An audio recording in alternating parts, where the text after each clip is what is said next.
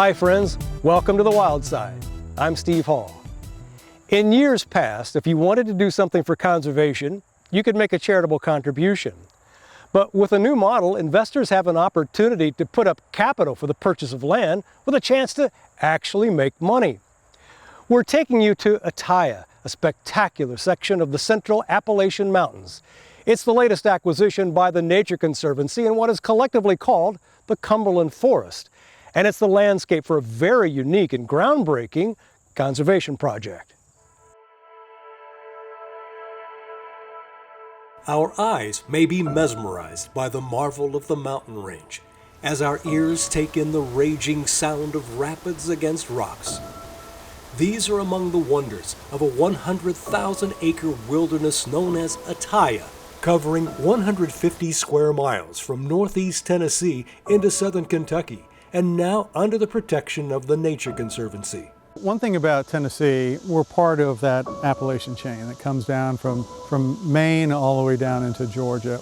It is an old forest, it has a lot of species. We're really interested in it from a conservation standpoint.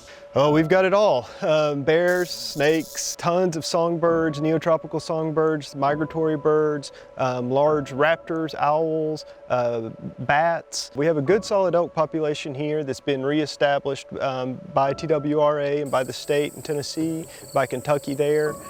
Strong populations. They do offer recreational hunting, recreational viewing, you name it. This is one of the most biologically diverse places in North America.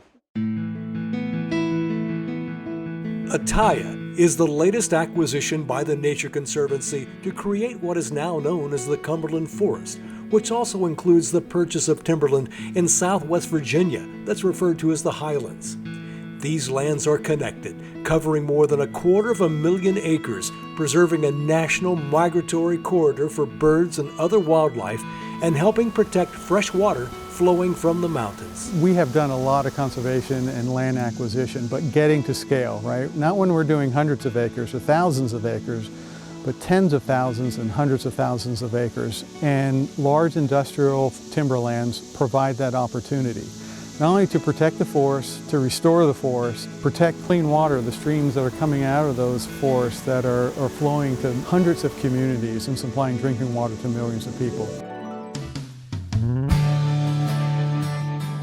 Important aspects of this project fall not only under the heading of conservation, but also climate control, economic impact, and capital investments to buy the land, a relatively new model for the Conservancy.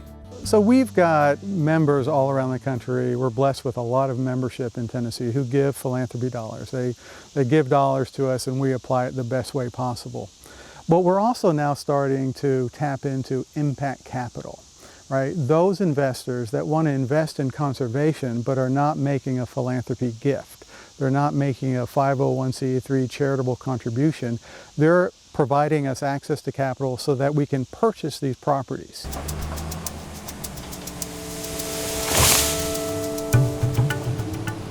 Logging has long been a part of these landscapes and still will be. So capital investors have a chance to receive a dividend on revenue from the sale of timber. Investors may also receive a return from the sale of carbon credits. Too much carbon in the air is often blamed for atmospheric warming and climate change. When we come out to sample a forest, obviously we can't measure, in most cases, every tree in the forest. So initially we'll create a sampling protocol which will indicate to us which trees we want to measure, and then we'll use those trees to represent the whole population. Through a complex series of measurements and calculations, scientists determine how much carbon trees can sequester in the forest over time, and how many carbon credits can be sold to corporations to offset emissions. We can ensure that this carbon that we will sequester here is offsetting comparable emissions elsewhere, and we keep this carbon sequestered for a minimum of 100 years. It means it's tied up in trees and roots and soils and biomass and other plants. Additionally, when we cut a tree down and it goes into a long-lived forest product, such as a dimension lumber or something like that, and goes into a house or piece of furniture, now it's trapped there as well. When we think about forests, they are actually great sinks for carbon. So if you want to address climate change, manage your forest better, grow bigger trees, sequester more carbon, and you start to have part of the solution to what we've got to do in terms of climate. Forests are a natural climate solution. While the Nature Conservancy holds all surface rights, mineral rights underground are still held separately by private mining companies. So oil, gas, and possibly coal will still be extracted from some areas. But the Nature Conservancy has the right to work with those companies to utilize the best practices to prevent pollution and for proper land restoration. And the mountains offer plenty of places and access for outdoor adventure. So we're working with our state agencies, Tennessee Wildlife Resources Agency in particular, to put a lease in place that allows public access. So whether you want to fish, whether you want to hunt, whether you want to go for a hike, or whether you want to do ATV, those will be allowable uses on the property. So we hope that folks that want to see this beautiful landscape from other states will come in, and ecotourism will gain a stronger foothold in some of these rural communities that really need that economic activity. Not only does it bring people out and connect them to the resource, but it also brings people into these communities and therefore kind of serves economic development. A really unique aspect of this particular project is that because we're the surface owner, any mineral work, any royalties that are produced out of that, we get a portion of those royalties. But we're not taking it. TNC is not taking those royalties. We're actually going to channel it to a third-party NGO, non-governmental organization, another nonprofit, to actually set up a type of community fund of which we can grant out monies to local businesses that are trying to start up and really create businesses that engage with this property.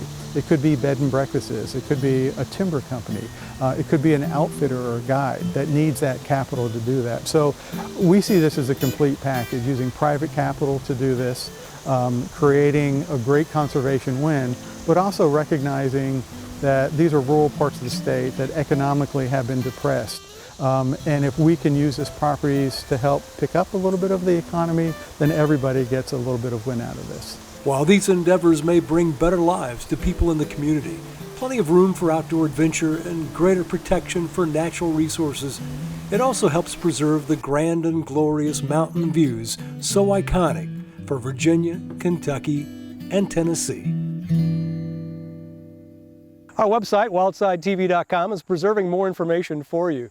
From the Nature Conservancy's standpoint, conservation is a long game. It took almost 8 years to close the deal for Ataya and the Highlands. And the Cumberland Forest also connects with 127,000 acres known as the North Cumberland Wildside Management Area just south of Ataya. It was purchased in 2007 by the Nature Conservancy and is now owned and operated by the state of Tennessee.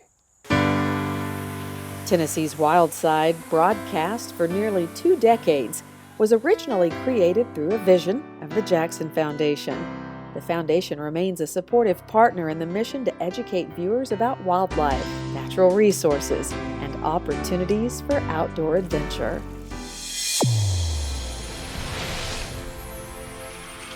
Wildside is produced by Rockwater TV with support from Tennessee State Parks, where you can discover our state's diverse heritage through spectacular landscapes, family-friendly recreation, and affordable lodging. Tennessee State Parks, fun and adventure naturally. And with support from the Tennessee Department of Agriculture, promoting wise uses of Tennessee's agricultural and forest resources to develop economic opportunities and to ensure safe and dependable food, fuel, and fiber for all citizens. And also with support from Nissan, working together with the Nature Conservancy to fulfill its mission of conserving land and water on which all life depends, and now celebrating 40 years of conservation in Tennessee.